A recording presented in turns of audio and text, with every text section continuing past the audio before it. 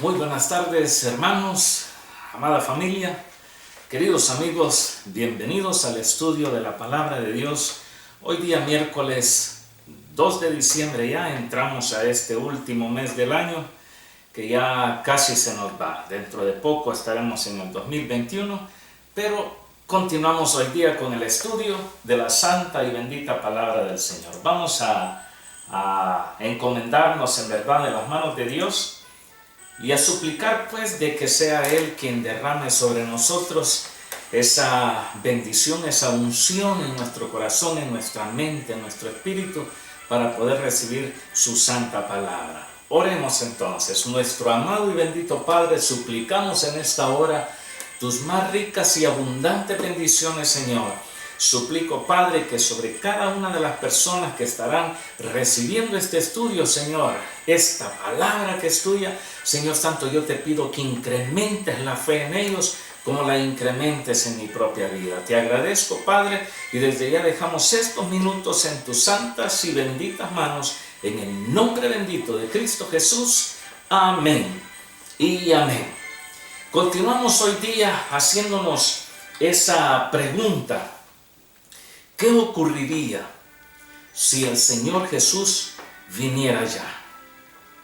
Una de las cosas que seguramente van a acontecer cuando el Señor venga, y antes de que Él se presente aquí en la tierra, sucederá el evento que usted y yo estamos esperando, es decir, el momento cuando el Señor haga levantar su iglesia de esta tierra, para que nosotros nos encontremos en el aire con Él, en los cielos con Él, y podamos estar para siempre con nuestro Señor. Ahora la pregunta sería, si el Señor viniera ya, Él levanta a su pueblo, ¿cuál sería la reacción del mundo? ¿Cuál sería la reacción de los incrédulos? No sé si usted estará de acuerdo conmigo, pero yo pienso, en base a lo que las Escrituras nos hablan, de que a la partida de la iglesia, cuando nosotros nos vayamos para encontrarnos con el Señor Jesucristo en las nubes, entonces acá en la tierra la gente podrían llegar hasta a alegrarse porque nosotros hemos desaparecido. ¿A quiénes me refiero? A aquellos que no tienen conexión con ningún creyente. Por supuesto, familiares de cristianos que se les ha predicado, que han visto el ejemplo en nosotros, esos familiares se van a afligir, se van a desesperar, se van a angustiar. Lógicamente van a preguntar qué pasó con nosotros, van a andar buscándonos, pero aquellos que escucharon palabra de Dios y recibieron de alguna manera alguna instrucción sobre el rapto de la iglesia, de que el Señor vendría, pero que no lo creyeron en aquel momento, cuando se dé justo el momento que nosotros desaparezcamos de esta tierra, nuestros familiares se van a lamentar. Pero ¿qué va a pasar con el resto de la gente? Una de las cosas es bastante claras. La gente, los incrédulos, el mundo, tienen una antipatía con el pueblo de Dios. El Señor mismo dijo de que seríamos vituperados, que seríamos rechazados por causa de su santo nombre. La gente por lo general no se alegran cuando uno llega. Recuerdo de que hace muchos años atrás, cuando recién comenzaba en mis primeros años de ministerio acá en Australia, visitaba una familia. Y cuando visitaba a esa familia, claro, en aquellos años yo no me di cuenta. Con el tiempo me contaron de que cuando yo llegaba, el esposo salía corriendo por la parte de atrás de la casa, se aventaba la verja y se iba. ¿Por qué? Porque no quería escuchar el mensaje que yo llevaba. Con el tiempo, con los años, ellos me contaron, y claro, motivo de risa, esto y ahí, pero en sí, no es que me dieran una bienvenida esta persona, mi Y lo mismo ocurría también cuando llegamos a tocar puertas de personas que no conocíamos. Habían quienes se quedaban callados adentro porque no querían que nosotros les habláramos la palabra. Y cuando por casualidad abrían y nos veían y nosotros comenzamos a hablarle, estaban parados a la puerta viendo para un lado, viendo para otro. Lo menos que hacían era ponernos atención, algunos de ellos por supuesto. Otros fueron alcanzados para el reino de Dios, pero siempre un rechazo. Predicando en las calles, usted hermano, usted hermana, usted que me escucha, usted debe saber bien esto. ¿Qué sucede cuando alguien está predicando en la calle?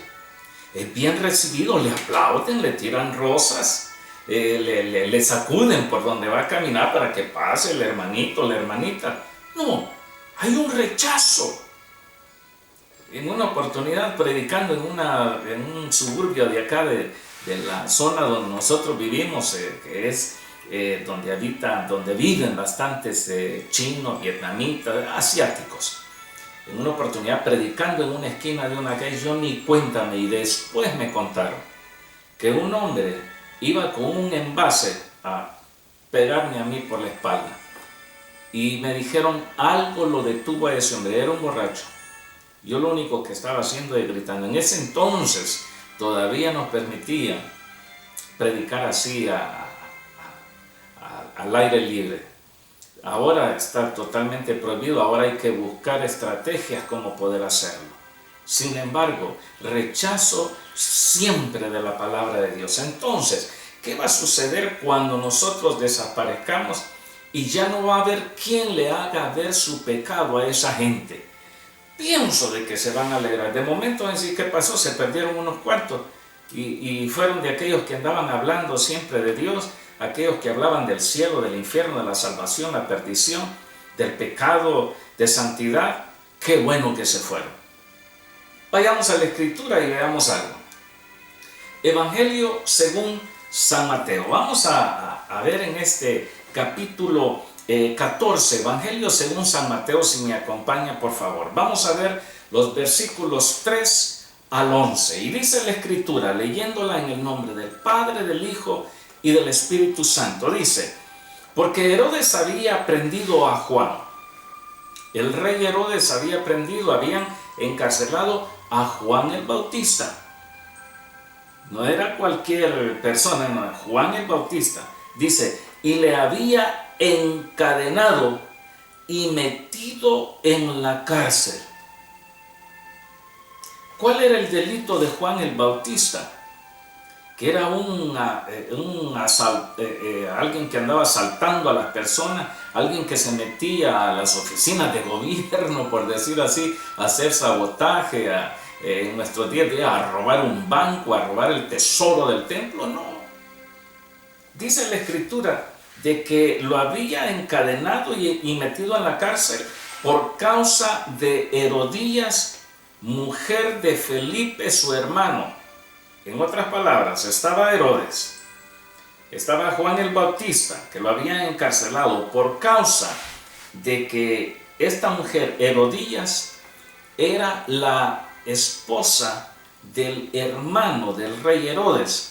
Y Herodes había tomado, en otras palabras, a su cuñada la había tomado por mujer.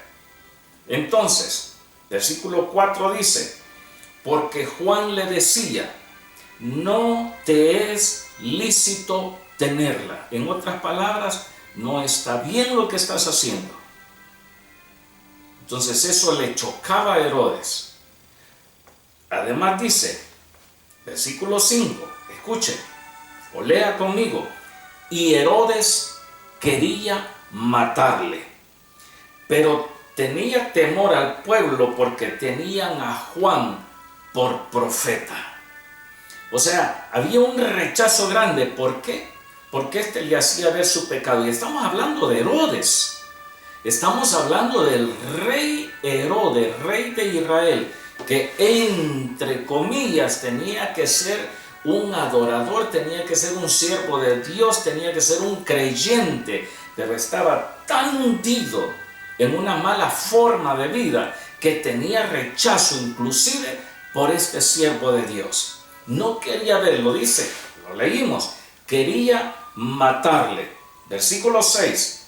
Pero cuando se celebraba el cumpleaños de Herodes, el rey Herodes, la hija de Herodías, es decir, la misma sobrina del rey Herodes, dice, danzó en medio y agradó a Herodes. Se puso a danzar la muchacha, se puso a bailar, una joven. El rey sentado la vio, la contempló, seguramente la deseó y le agradó mucho. Versículo 7 dice, por lo cual éste le prometió con juramento darle todo lo que pidiese. En otras palabras, le dijo, pídeme cualquier cosa y yo te la doy.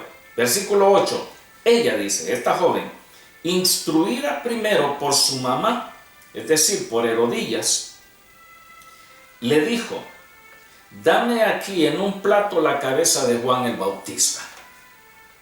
Entonces el rey se entristeció, pero a causa del juramento y los que estaban con él a la mesa, mandó que se la diesen. En otras palabras, córtenle la cabeza a Juan el Bautista. Y ordenó decapitar, dice, a Juan en la cárcel.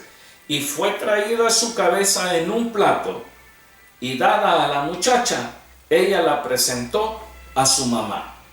¿No es esto rechazo por el pueblo de Dios? ¿No, acaso no es esto un rechazo acérrimo en contra del pueblo de Dios?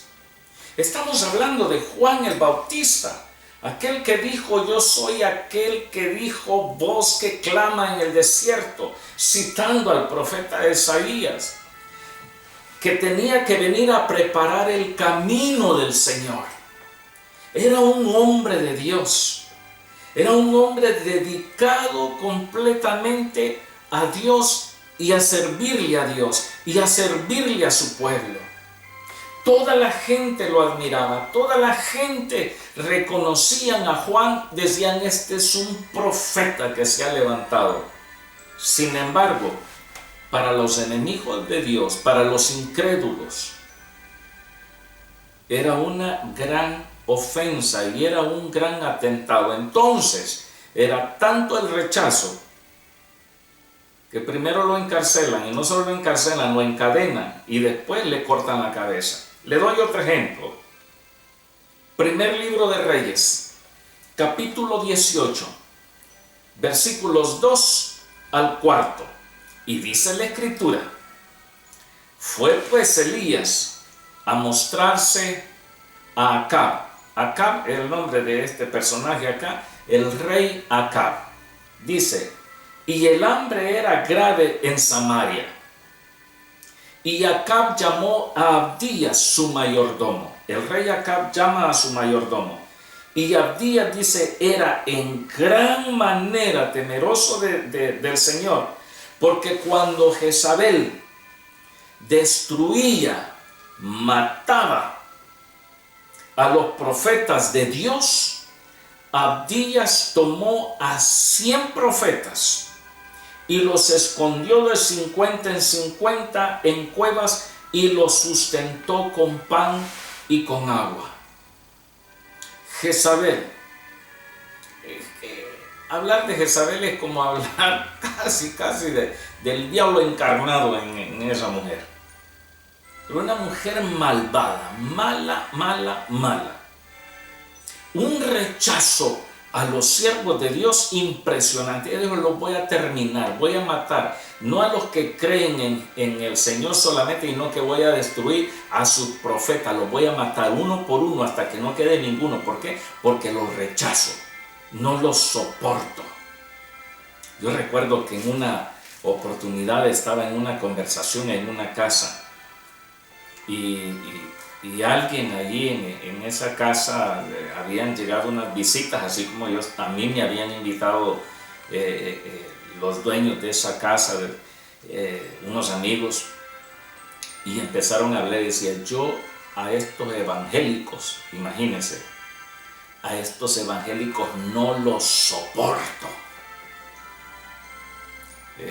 He escuchado en otros países que se han dado casos cuando pasaban los miembros de determinada iglesia les han gritado de cosas, les han tirado cosas, les han dicho cosas en burla. ¿Por qué? Porque hay un rechazo al pueblo de Dios. ¿Qué va a pasar cuando nosotros desaparezcamos de esta tierra y no haya quien le haga ver el pecado a toda esta gente?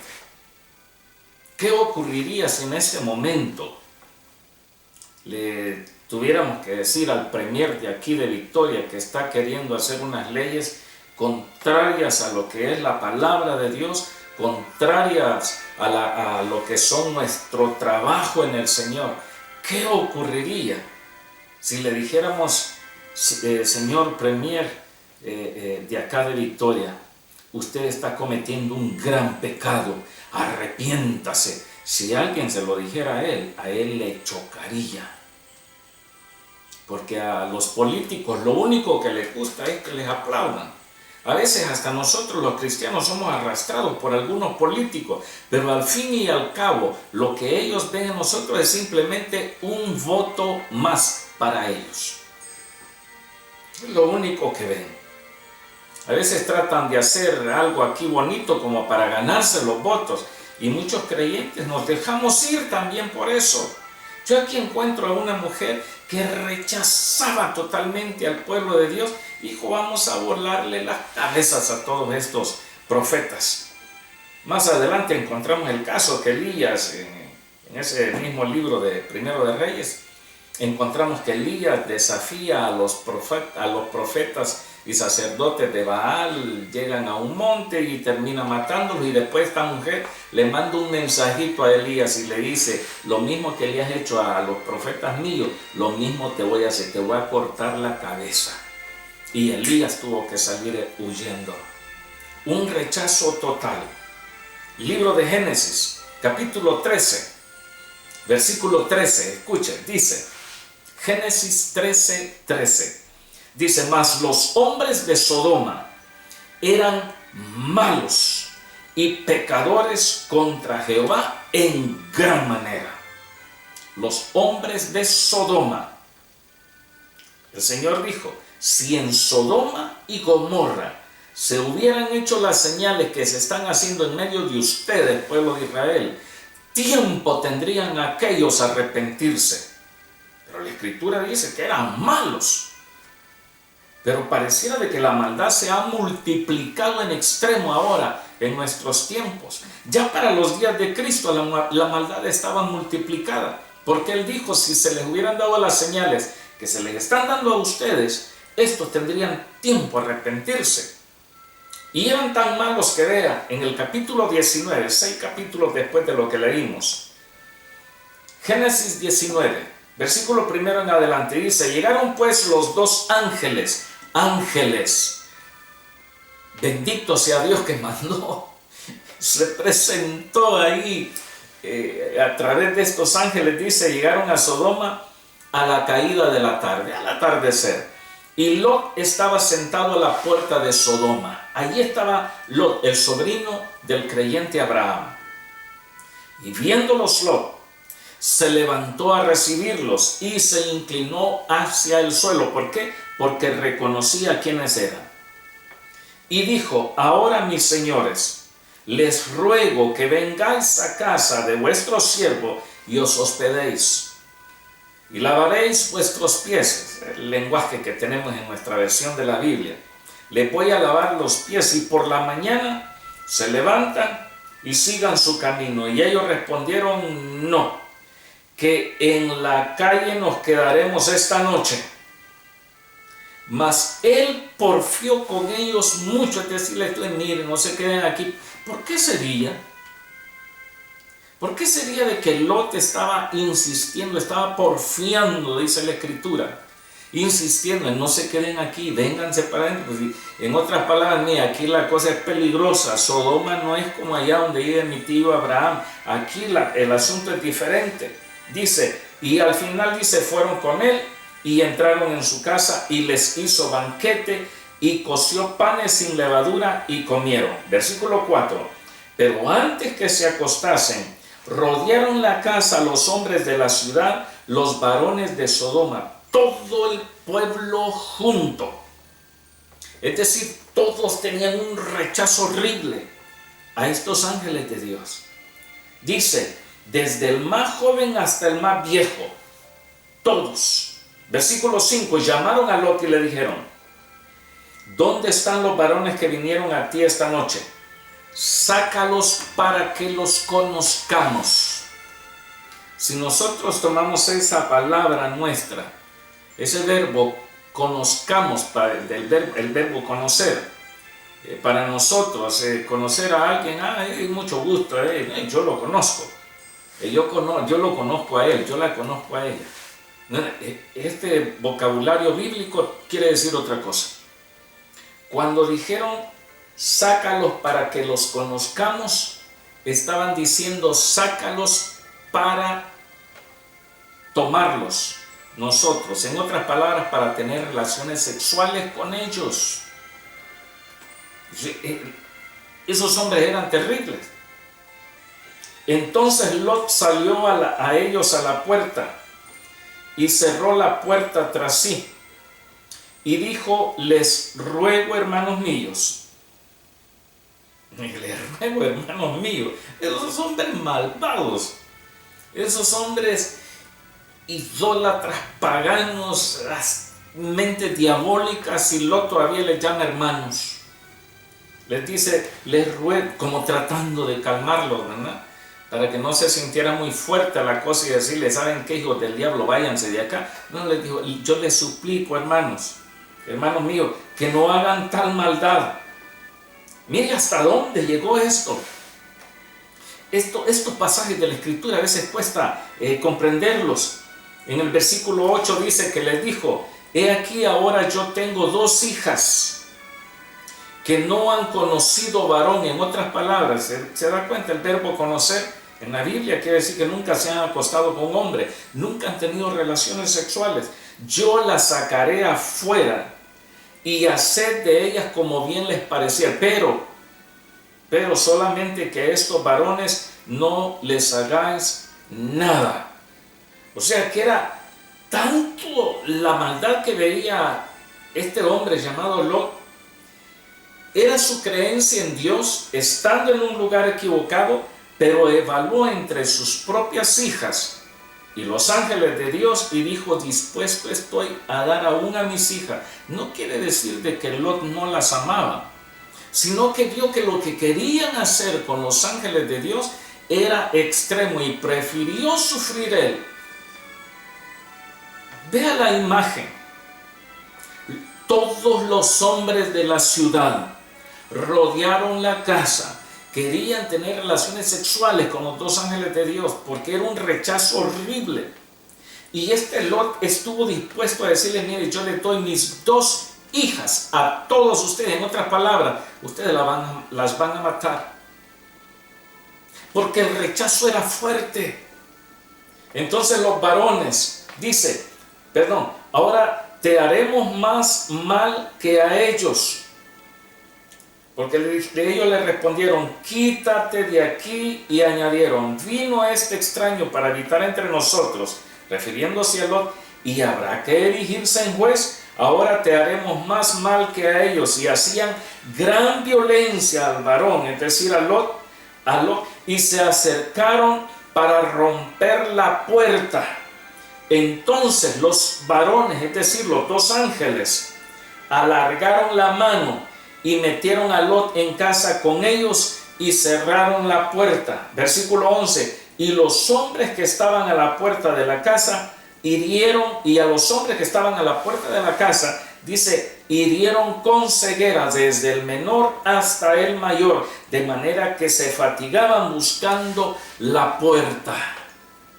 Hubo ceguera en todos aquellos hombres. Es decir, estamos hablando de un acontecimiento sin precedentes.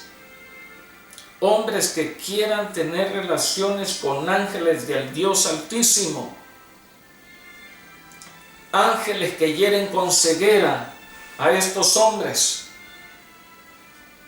Versículo 12 dice, y dijeron los varones a Lot. Es decir, los ángeles le preguntaron, ¿tienes aquí alguno más?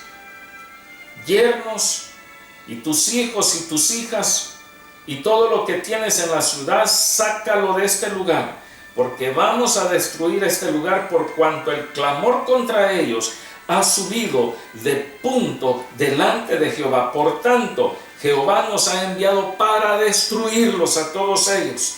Entonces salió Lot y habló a sus yernos, los que habían de tomar a sus hijas, y les dijo: levántense, salgan de este lugar, porque el Señor Jehová destruirá esta ciudad. Mas pareció a sus yernos como que se burlaba. ¿Qué pasa cuando nosotros hablamos a la gente y le decimos: arrepiéntanse, Cristo viene pronto? ¿Acaso no se burlan de uno algunos de ellos? Uno dice: estos están locos, estos son fanáticos, esto, les decimos cualquier cosa.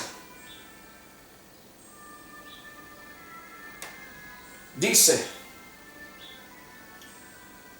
mas pareció a sus yernos como que se burlaba. Y el versículo 15 dice: y al rayar el alba, es decir, cuando amanecía, los ángeles daban prisa a Lot diciendo: levántate, toma tu mujer y tus 2 hijas que se hallan aquí, para que no perezcan en el castigo de la ciudad.